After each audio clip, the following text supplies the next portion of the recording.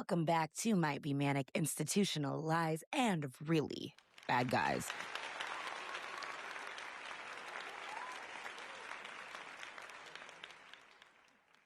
This is season 2, and we're going to jump right in. I've been giving you guys everything you've needed lately because I know I was MIA for some time, okay? And honestly, I'm taking a pretty big risk even doing this podcast right now, so I'm keeping it light. Yes, this is light. This is light for season 2. I was prepared to go there. I was prepared to make people shake in their freaking shark boots. I'm talking about things that are the opposite of what I deal with. And one of these things we're going to talk about. After this, I think I'm going to have you questioning what you thought was good about you and what isn't. Basically, most ordinary human weakness is not dramatic evil, but badly managed fear. We're going to talk about the paradoxical nature of most of the things people would say are quality traits. You know, I was told a long time ago that the most important things you'll have in life are invisible. Loyalty, respect, credibility, and they are. But what if those things aren't good things? What if you just thought they were? Because they're cloaking your bad things. So I want to talk about ordinary weakness, not cinematic villainy, not headline evil. I mean the weakness that lives in normal people and still manages to shape families, relationships, work, ambition, art, fandom, and the culture. These are the ones that make my skin crawl. Insecurity, approval addiction, scarcity mindset, comfort addiction, learned helplessness. The kind of spirit that would rather be liked than free. Oh yes, son, I'm talking to you. And let me be honest from the jump. I do not hate human weakness because it exists. I hate the way people dress it up, decorate it, and act like it's wearing Louboutins. I hate the way fear learns public relations. Why do you have so much PR for the bad traits about you? I hate the way people want it on a billboard and then want to deny having it. But I tell you what, the scripture comes right out and specifically says, I hate the way cowardice puts on a cardigan and then calls itself peace. Like, you like Taylor Swift in her folklore era. I don't like it. I don't like it. I hate the way the self-erasure puts on a halo and then it calls it self-loyalty. Where's your identity? It didn't have to be stolen. You lost it? But that's called loyalty? Gotcha. Okay. What the hell? I hate the way that laziness gets a planner and calls it self-discernment. No. You just can't get it all done in one day, so you put it in all those little boxes and you think that you're doing something, Virgo. I hear you. I hate that about you guys. I don't like a Virgo. I don't have time for a Virgo, bro. It's really giving sad boy, sad girl, think I'm organized, it doesn't look like you're having fun. Like, do Virgos even climax? I hate the way that dependence calls itself softness. I hate the way passivity calls itself being the bigger person. Hey, what is that? No, you're a pushover, you're a doormat, you're passive. No, I'm taking the high road. The high road looks like the doormat. The doormat says, hello, I'm the high road. I hate that. Say it with your chest. I hate that. I hate the way that people abandon themselves and then want to clap for having survived their own refusal. I hate the way that people abandon themselves and then want applause for having survived their own refusal. I hate when people abandon themselves and then they want everyone to clap for them for surviving themselves. Look what I did to me, but I came out stronger. But you literally, it's a one-man show. We're just like, holy crap. Girl, why'd you do that? Come crawling out from a fight with yourself. Barely, by the skin of your teeth, barely hanging on. And I'm supposed to be like, you go, girl. No, girl, stop that shit. Stop it. Yeah. It may sound harsh, but this is Might Be Manic, and you're exactly where you're supposed to be, and you're hearing what you're supposed to hear. Because if I whisper this, it dies in the air like every other episode, trying not to offend the exact people that it's describing, and this ain't that show. This is season 2, and I warned you before you got here. So here it is. Here's the thesis. Most ordinary human weakness is not a mystery. It is fear plus habit plus an audience. It's pain that found routine. It's shame that's learned manners. And it's a private wound that becomes a public personality. And if that sounds too intense, good. You're right where you need to be. Clap for me, baby. This episode is not for spiritual toddlers. This episode is for people willing to stand in the mirror long enough to ask whether the trait that they're proud of is actually a scar in a nice outfit. Those wounds may have Chanel bags, but they're still what they are. I hate when people say this, but this phrase fits when you can put lipstick on a pig. I don't like that. I don't like it very much. But it's like, it's still a pig. Nothing wrong with that, but a pig is a pig is a pig. Some of the weakest people I've ever seen are emotionally numb and still collapse under the slightest demand for courage. And, weakness is not feeling. Weakness is failure of intentional authority of the internal self. Weakness is when, your center of gravity lives on the outside of you. Cardi B and Offset. You feel me? You see what I'm talking about? Katy Perry and Orlando Bloom. These couples didn't make it, obviously, but that's what I'm talking about. But we all see how they orbited, okay? We've seen a girl orbit. My mom orbits, my biological mom orbits my dad. That's exactly the type of weakness I'm talking about that makes my skin crawl. Because what are you thinking? What are you doing? Weakness is when your self-concept has to be borrowed, refreshed, confirmed, reposted, or rescued. You need it validated. You need it validated because you don't even believe in it. You stand there and you puff up your chest and say, this is who I am, but then your chest deflates really quick and you turn back into a raisin. That's you. In regular language, that's approval addiction. And that is, I only feel real if somebody picks me. Ugh. I only feel smart if people agree. Ugh. I only feel desirable if somebody wants me. Goodbye. I only feel important if the room responds. I only feel lovable if I'm useful. I only feel safe if I'm chosen, selected. That's not self-esteem, that's rented oxygen. You're gonna have to give that back. And another term is rejection sensitivity. That's the tendency to anxiously expect rejection, read it quickly, and react intensely to it in relationships. Now, people do this a lot. You see those couples that break up. That's what that is. They have a sensitivity to the possibility of rejection because the rejection would cripple them and it would turn them over. They'd keel over. So they try to avoid that pain by constantly hurting the other person and knocking off the stability that exists, which at that point, it won't exist at all. But it's better than them, having the possibility of it existing because the fear of it actually breaking them is so severe and so intense, and they know that they couldn't sustain it, that they would rather keep leaving, but then they like you, so they want to stay. A double-minded man is unstable in all his ways, and I mean all of them.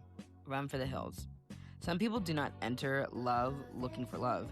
They enter love looking for proof that abandonment is coming because they're addicted to that cycle. And then they become detectives of disrespect. They turn ambiguity into, indictment. And they turn delayed text messages into courtroom exhibits. See? This is the proof I needed. This right here. Meanwhile, she could be in a dead zone. She could have no service. She could be in Costco. It's just that way sometimes. They call themselves intuitive, but half the time they're not. They're hallucinating. I dated a Pisces man. Okay. Yeah, I did. And I had a Pisces son with a Pisces man. But I tell you, that's not always intuition. They think they know. They think they know. Like, they act like it's like Runaway Jury, like John Cusack. You don't know what you're talking about, though. Aha! He's like, got it. No, you don't. You made that up. They think they got it. They think they got it. He's not always intuitive. He's not always intuitive. Sometimes he's in the psychosis. Research on self-silencing, which is what injured people do. Injured people self-silence. And research describes relational schemas where a person suppresses the self in intimate relationships.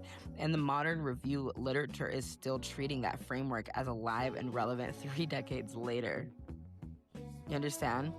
And you're going to pay for what he, she, or he did. No. That one's important because it is where weakness starts borrowing noble language. And, I stayed quiet because I wanted peace is their favorite quote. Maybe. Or maybe they're saying that they stayed quiet because you were terrified that having needs would cost love, or vice versa. I was being mature. Maybe. Or maybe you were disappearing. I was protecting the relationship. This was about us. Maybe. Or maybe you were teaching the relationship that the truth is negotiable. The truth is up for debate depending on who's looking at it. That is one of the core arguments tonight. You know, a lot of what society praises in women, especially, has historically been self-extinction with better branding. Now, let me get even more disrespectful, all right? Comfort addiction. There is not one tidy grand theory with that exact phrase stamped on it, but the psychology around experimental avoidance and psychological flexibility tells the story anyway. You know, ACT frames psychological flexibility as the ability to contact the present moment more fully and change or persist in behavior in the service of valued ends, while experimental avoidance is a struggle to escape private discomfort rather than live by your own values. So when I say comfort addiction, I mean a life organized around not feeling much. Not feeling much at all, not risking too much, not stretching too much, not failing too visibly out in the open, not wanting too openly or vocally, not committing too clearly, not showing that you're jumping in with both feet, not leaving too definitely, the door can stay cracked, not dreaming too outrageously, you don't want to get too big, too out there, you don't want to fail, don't dream big because you don't know if you can reach it. Some people have built entire personalities around the management of discomfort and avoiding such, and they call it realism. I call it pre-surrender. That's a loser mindset. That's a scarcity mindset. And let's talk about that. In recent literature, scarcity is framed as having less than you feel you need, which narrows attention towards the immediate lack and can reshape decision-making and cognitive bandwidth altogether. And in real life, scarcity mindset is the most unattractive thing, I swear. But it says there's not enough love, enough opportunity, enough beauty, enough spotlight, enough money, enough future, enough possibility. It's why people stay in rooms that insult them, okay? Scarcity mindset is why somebody will fight to keep a mediocre man like he's the last helicopter of Vietnam. Scarcity mindset is why people worship crumbs. Scarcity mindset is why somebody confuses being tolerated with being treasured. And a lot of times you see this in people with poverty trauma. But it can happen in anybody. It can manifest a lot of ways. Scarcity mindset is why you would confuse being tolerated with treasured. And it's why weak people defend the exact same system that has been starving them and squeezing the hose for years. They put a kink in the hose, and yet you continue to wait. And learned helplessness. Okay? Seligman's classic review described how uncontrollable trauma can produce passivity, trouble learning that action works, and greater stress. And he used the term learned helplessness for the interference with adaptive responding produced by inescapable shock. Wow! That's the darkest one to me, because now we're not just talking about preference, we're talking about a nervous system and a soul that have started to believe that effort is completely irrelevant. And this is where people stop imagining themselves as casual. They stop believing their response matters. They stop trusting that action can alter outcome. They stop reaching. And once a person stops reaching, almost anything can colonize you. You can be, overpowered easily. A dead job, dead relationship, dead-end marriage, dead self-concept, a dead routine, a dead dream, a dead city, a dead life. Monotone. Monotony is what that gets. But that's safe, right? Is it? Because then people call you stable. This is why I reject the idea that weakness is just being soft. No. Weakness is when your inner government has overthrown you and you still keep decorating the Capitol. This is the true anti-hero of who people can be. Some virtues are wounds wearing better names. Because it's the spine of this whole episode, that concept right there. Virtues are wounds wearing better names. Not all virtues. I'm not saying kindness is fake or patience or loyalty is absolutely fake. I'm saying sometimes the performance of virtue is just a survival tactic. It's the shell for the turtle. Sometimes patience is a fear of loss. You're not waiting because you're a good person. You're waiting because you will wait for me forever. Because where are you going to go? Sometimes humility is low entitlement. You're not humble. You feel like you don't deserve any more than you're getting. Sit down. Sit down. Back up. Humble. Sometimes loyalty is self-abandonment. Oh, she gonna ride for me. She's not going nowhere. Why? She has no value. She has no value. No value for herself. She will literally die for me. She'll never leave me. Even if I get locked up, cheat on her, she's not going nowhere. Loyal. She don't give a shit about herself. Not at all. Not as much as she gives a shit about me. Sometimes forgiveness is refusal to grieve. It's all right. Why? You scared to cry? You scared if you cry you won't be able to stop? That's what I thought. I knew you would forgive me because you're not big enough to be wounded. You're not big enough to look at the hole that I just put in you. You can't look at it. Put a Band-Aid on it. Look the other way. It's all right. It didn't even hurt. Yes, it did. But if you start feeling hurt, you'll see that all you are is hurt. So I figured you'd forgive me because that's the only way you can stay. And you're not going to leave. Sometimes being low maintenance is fear of having needs. She don't need nothing from me. Look, you guys can take your girl here. You can take her there. I'll take mine to Burger King. Because she left me for me. Because she's scared if she asks me to take her up the street to where you guys go, that I'll tell her she's not worth it because she knows she's not. She'll settle for the dollar menu for real. Because she's scared to have me tell her, and she knows I'll tell her. You're not a Ruth's Chris type of girl. You're not that type of girl. You're not a girl that take places like that. You're a girl that goes here. And she'll still stay. Fear of her hearing me say the truth will keep her from asking me to do anything nice for her. We don't go to that store. I don't care if you want the Louis Neverfull. We're going to Target. You're not that type of girl. You're not to take you to my mom. You're to take me to my homeboys and you watch me play a PS5 type of girl. Don't ask me. There's a reason you don't ask. Sometimes, service is a plea for worth. Can I do anything? Do you need anything? She's always asking if I need things. Because her presence isn't enough. Sometimes composure is dissociation with lipstick. Oh, you're so classy. You're anywhere but here. Sometimes devotion is panic in a wedding dress. It's getting too late. I have to. I'm getting too old. I have to. I got to. I'm getting tired of playing the field. He's not so bad. He's a good guy. Sometimes being understanding is being colonized. No, it's fine. It's okay. People have said worse things. It's okay. I give everybody one pass.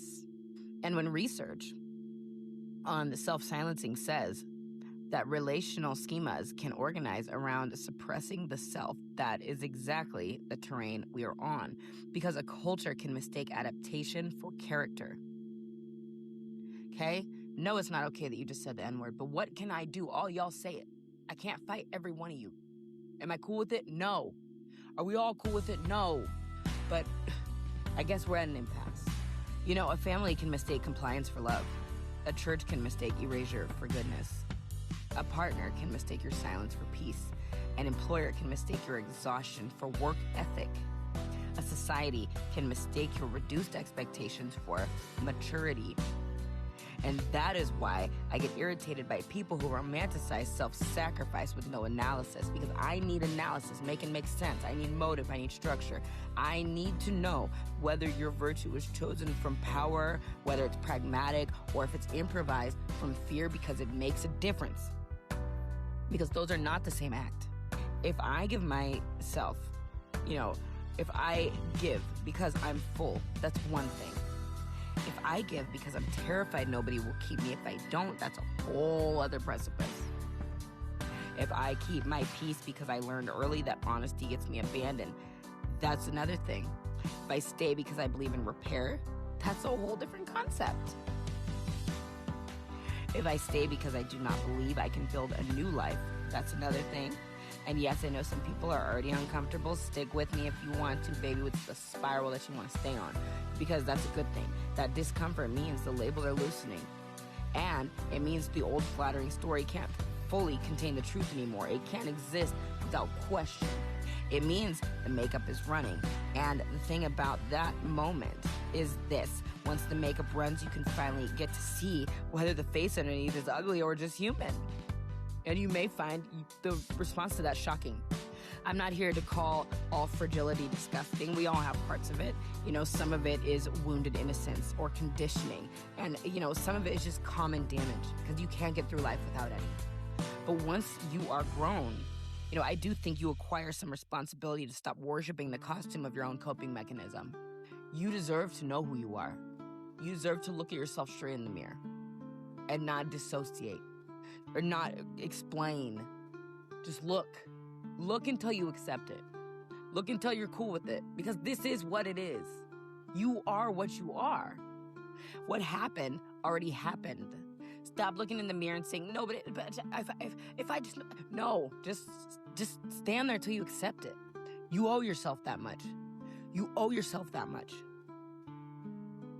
At some point, your defense mechanism stops being a refuge and starts becoming a landlord, and then you're paying rent every single month, and opportunities, dignity, honesty at a massive scale. Why? Why are you a guest in your own house? Why? Because society told you that you were? Stop. So let's bring this to celebrity, because celebrity is just human psychology wearing, a higher budget and has incredible lighting, but nonetheless, it's human psychology on the stage.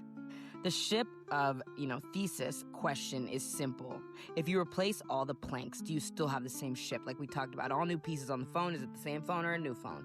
In the Stanford treatments of the paradox, philosophers argue over whether the restored object remains the same through replacement, and the problem becomes especially sharp when reconstruction creates rival candidates for identity. Now, if you put this into the, perspective of persona, if an artist is influenced by another artist, Cardi and Nicki, then sharpened by public demand, Cardi and Nicki, then styled by fashion, Cardi and Nicki, then edited by label priorities and inflated by social media, and then hardened by backlash, then mythologized by fandom, what exactly is the difference between Cardi B and Nicki, and do we even know who Belle Khalice is? Do we even know? How much of that is who she was? How much of any of her would exist if she wasn't in contrast to Nicki? If she wasn't if Nicki didn't exist, would we know who Cardi B is? Would there be a Cardi B without Nicki? Would there be any of these? Like, really? Okay? If we say for even a second we don't know, then is there them at all then? Or is there only Nicki? Going against Nicki is gonna crush you, okay? So, listen. Now, what the self is that survives the replacement of these parts, is what. This is why Cardi B is such a useful case study here. Not because I need a lazy conversation about a woman copying the queen of a rap. I don't need to explain that to anyone, okay? We all know. And if you don't understand what I just said, you probably watch Baddies and use Summer's Eve. I'm just saying, go pay your Zeus network and sit down somewhere else. This is not your conversation. I need a serious conversation about lineage, invention, persona, and the hunger the culture has for a replacement daughter and a threatened queen at the same time. Because why? In public discourse around the rivalry, Nicki Minaj's line about labels trying to make another her, which is so relevant, but also a flashpoint. And Cardi B answered by publicly saying she did not want to be anybody's queen. And girl, you couldn't. But she just said she wants to be herself. But do you? That's the whole episode hiding inside one beef alone. The market says another me. The artist says I'm myself. Yourself wouldn't be here if it wasn't for the one who's saying you're trying to be another her. So what are you saying right now? The fans say, choose the throne. The culture says there can only be one, and that's a fact. The culture says, we have one. Who are you and what are you doing here? The only option, no matter what you came here and did, because it was done so efficiently before you, you would have to play the playbook. If I go to work and I see my manager doing something a certain way, that's the way it's done right, correct? So how else would I do it?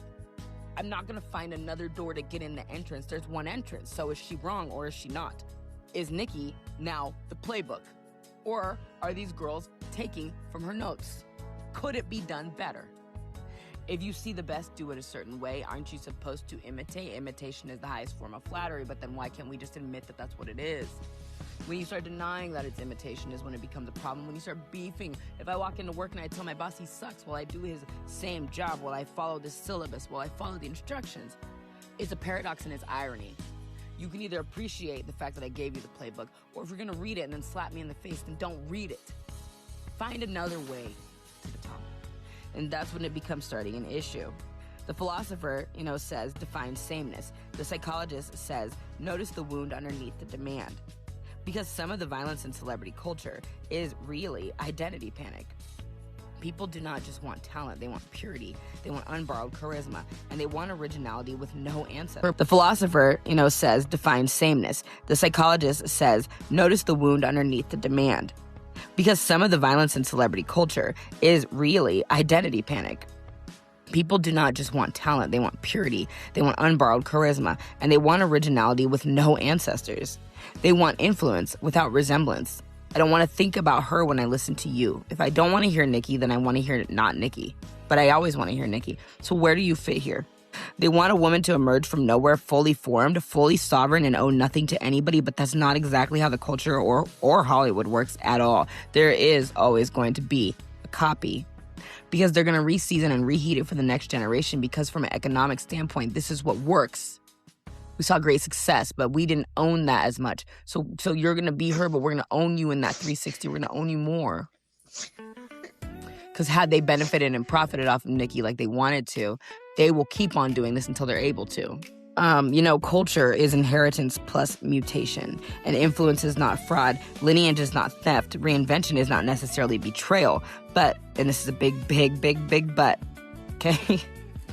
Sometimes the self does get lost inside its own adaptation, and sometimes the market rewards the mask more than the marrow, but that's simply because they've been able to harness it in a different way because they didn't expect what proceeded to occur the way that it did. She will be pushed harder because they own her more. Nicki will be quieted, silenced, because they own her less. Doesn't mean she didn't do it right. Doesn't mean they won't give her flowers, but technically they won't give her flowers because those flowers they don't get commission on. Sometimes a persona becomes so efficient that the person has to keep auditioning for their own image. And sometimes the audience loves the performance so much that the human disappears into the maintenance. And that is the celebrity version of a problem ordinary people have every single day. The office version is the woman who becomes her competence and can't find the self underneath the service. And the relationship version is the partner who becomes the peacemaker and can't find the self underneath the emotional labor. The family version is the eldest daughter who becomes the fix-it machine and cannot find the self underneath the usefulness. The masculine version is the man who becomes stoicism and cannot find the self under the avoidance. And the spiritual version is the person who becomes wisdom and cannot find the self underneath the fear. The sexy version is the woman who becomes desirability and cannot find the self underneath the male gaze. The strong version is the survivor who becomes resilience and cannot find the self underneath the scar tissue. So when I ask who is actually Cardi B, I'm actually asking who any of us are once the adaptation gets rewarded, which plank is the self. The original wound, the copied gesture, the sharpened instinct, the chosen reinvention, the defensive exaggeration. I think I'm hitting God frequency, you guys. The branded persona, the private Belcalis. Or the public force that had to be built to survive all of that. And before somebody gets lazy, this is not me invalidating her artistry. I'm not a fan, but can I say the girl isn't, her own brand? Of course she is. Of course she is. She is a successful woman. No argument. Full stop. This is me saying celebrity makes identity questions visible that regular people could hide in everyday life. I'm not knocking her as an individual, as a person, as a woman, or a mother. You may not be a rapper on a world stage, but you absolutely know what it is to become legible in a way that no longer fully belongs to you, okay? So now let us go to Beyoncé, because Lemonade is one of the cleanest examples we have of a person taking private fracture and turning it into a theory of inheritance. Major contemporary coverage described Lemonade as a furious song cycle. Hold up, you know what I'm saying? And this is all about infidelity, revenge, don't hurt yourself. And then the project grew beyond gossip into a larger meditation on Black womanhood, pain, healing, especially publicly, and redemption. Love while simultaneously seeking revenge. And that is why the album matters so much, and it's a cultural phenomenon. Not because betrayal is rare, betrayal is regular. What is rare is when somebody turns betrayal into architecture. What is rare is when somebody says, I'm not only going to bleed, I'm going to map exactly the streams of where this bloodline is going. And in her 2018 Vogue essay, Beyoncé wrote that she came from a lineage of broken male-female relationships, abuse of power, and mistrust. Girl, me too. And that she had looked back at the woman that she was in her 20s and seen somebody who was, quote-unquote, intent on pleasing everyone around her. Been there, done that, got the t-shirt, owned the t-shirt, got the cricket, okay? And that sentence alone is enough to build a whole dissertation on weakness right there. intent on pleasing everyone around her. So that's an ordinary weakness in a couture garment. And that is greatness with an exposed nerve. Ouch. Ow! And that is a woman so gifted she can bend culture and still remember what it felt like to be organized around approval. And that matters to me more than celebrity specifics. And you guys know I love celebrities. I could go off on this all day, baby. You can tell. I think you guys can tell that. I see it this deep. I always do. I have great respect for celebrities for these reasons because it gives me a whole, I mean, it's like a separate case study. It is. It is. You know, a lot of people hear lemonade and hear revenge. I hear diagnosis. I hear somebody asking what happens when a woman's beauty, discipline, loyalty, family history, and public image are all forced into the same furnace. And I hear somebody asking how much of what we call devotion is actually just inherited pain that's been passed down for generations and generations. I hear somebody asking whether healing is forgiveness, confrontation, transformation, or reconstruction, or all of them, or none of them. Even the infamous line about Becky with the good hair entered the culture as a shorthand for humiliation, comparison, public injury, and girl, we all felt that. And what is humiliation but insecurity made visible? Because it's not humiliating if it's not observed. But that's the difference between being humble and being scared. And you know, what is comparison but contingent self-worth under a fluorescent light? Because, girl, ain't nobody look good under those lights.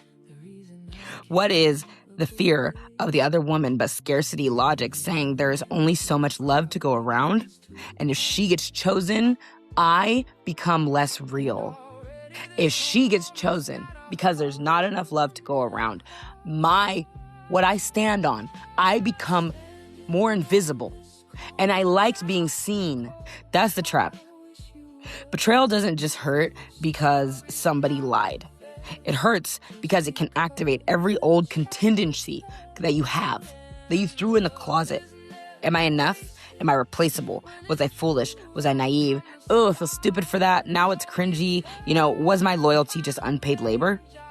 Was my image stronger than my reality? And you have the conversation we're having right here. Did I build a temple for somebody who preferred a motel? I think it did. And that's why I do not listen to Lemonade as a gossip artifact. I listen to it as a work about collision. Personal wound colliding with ancestral wound, public image colliding with private rupture, female power colliding with the ancient training to keep the relationship intact no matter what it costs you. No matter if you have to leave your guts on the stage, we're going to give a performance of a lifetime because we said we were going to die on this hill, and we're not leaving this hill. This is our hill. You know, Jay-Z later said that he and Beyoncé were using art almost like a therapy session. That was his quote, almost like a therapy session, which makes the projects around that era even more revealing as public documents of private reconstruction. And that line is useful because it clarifies something I care about. Art does not always arrive after healing. Sometimes art is in the room where healing tries not to die. Whether you like art or not, art is in the room where you lost yourself. Period.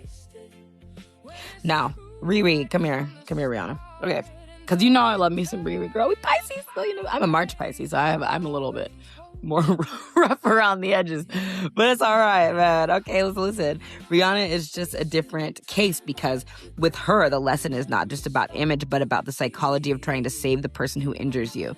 You know, in her ABC interview in 2009, God bless her, she described the assault and said all she kept thinking was, when was it going to stop? Years later in Vanity Fair, she explained the emotional logic of returning, saying that she had been that girl who thought maybe she was built to handle it. And I've been there. If you've ever been in a domestic violence situation, which I've only been in domestic violence situations, that is such a real thought. And that is such a, I don't know, at least for us Pisces, that's a real thing. Like I will not let you disrespect my friends, but I can handle it. It doesn't hurt me, but that's only because I've been taught since I was a baby that love hurts. So it doesn't hurt as bad as the love that I used to try to earn, or maybe I'm just callous to it now. I don't date anymore for that specific reason. I haven't actually, let me count this up in my head.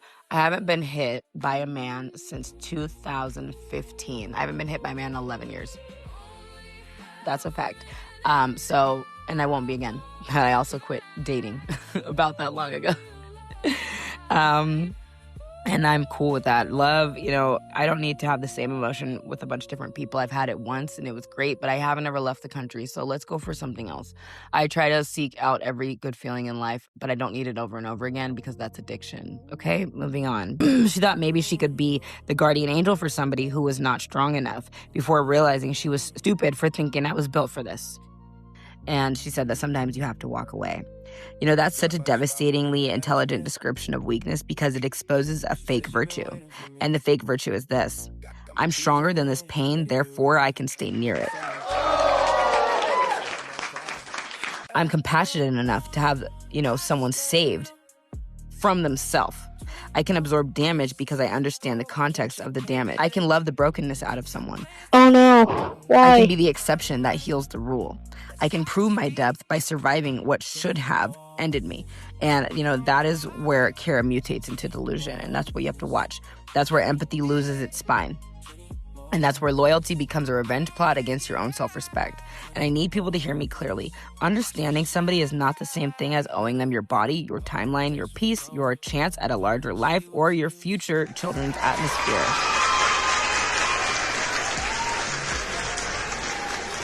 Sometimes the strongest sentence in the language is not "I understand," it's "I've had enough." Rihanna's public reflection matters because it shows how weakness is not always low self-esteem or low self-opinion in the obvious sense. Sometimes weakness is grandiosity in disguise. I can handle everything. Sometimes the weak thought is I can redeem what refuses redemption, and domestic violence refuses redemption. Okay, understand that and hear me clearly. We do not negotiate with our body autonomy. We do not negotiate with partner violence. We do not make excuses for partner violence ever, no matter which side it's coming from. Okay? Please understand me when I say that. Sometimes the weak thought is that my endurance will transform their character. Sometimes the weak thought is I am the chosen vessel for someone else's unfinished humanity. Like, why do I have to be the punching bag for the things your father didn't do? I wasn't there. I'm not. I am not. I have enough on my shoulders. I cannot sustain your wounds too. I'm not doing it. Just so that you can be healed, you're going to put them on me? I can't. And if you love me, you wouldn't want me to. It's not, always mercy. Sometimes the ego is meeting damage and making a religion out of suffering, which is why I said earlier, I don't hate weakness because it exists. I hate what it calls itself, and I hate that we dress it up like it's a positive trait. Because if you call that loyalty, you will die in it. You'll die loyal, but you'll die in it. If you call it compassion, you'll build a shrine to your own depletion. You will worship your own deletion. If you call it understanding, you will keep translating your own pain instead of actually just cutting the cord and ending it. Janae Aiko and Big Sean, another Pisces, they give me a quieter register of the same exact questions. Their public record is useful because it stays textured. In 2016, Janae described their dynamic as quote-unquote, and that's Pisces and Aries. And I don't know, I've dated an Aries, and God, they got some crack in them or something. I don't know. So they described their dynamic. Janae had said it's a quote-unquote very comfortable, and admitted that there was a quote-unquote a little competition. Oh, baby. While Sean said he just liked being around her and having fun with her. That's how a lot of love actually begins. Not in certainty and energetic recognition, in comfort and mirroring and creative charge, and the thrill of being met by somebody whose rhythm fits yours. But chemistry is not character. Ease is not alignment. And desire is not infrastructure. Vibe is not governance. Shared aesthetic are not always capacity. Right, that Pisces Aries, they look good together, but it's just not, we're not in the same pond. We're not in the same place. As great as it looks, it's not a good match. Both people that have so much to offer, so much depth, not good together in any way. Pisces and Aries. I don't know about anyone else with Aries, but it's just two amazing, phenomenal people on the outset, but just don't work together. Like, not in the same continent. So years later, when Sean publicly explained why they were not married, he said there had been ups and downs and they were still finding the right navigation, and that quote unquote, there's a lot of work that needs to be done, end quote. And that is one of the realest lines of the decade because it slices through fantasy. There's a whole population of people who actually think that feeling deeply means the relationship is automatically advanced. Oh my gosh, that is so valid because you can see it. No, feeling deeply means that you're feeling deeply. That's all it means. And that's coming from a Pisces, okay?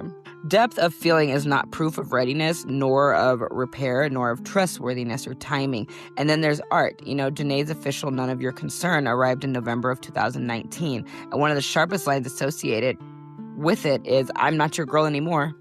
The sentence is a boundary sentence, but it's also an identity sentence. I'm not your girl anymore. Meaning, I was once held in a role that organized my selfhood around your claim, and I was once named inside your orbit.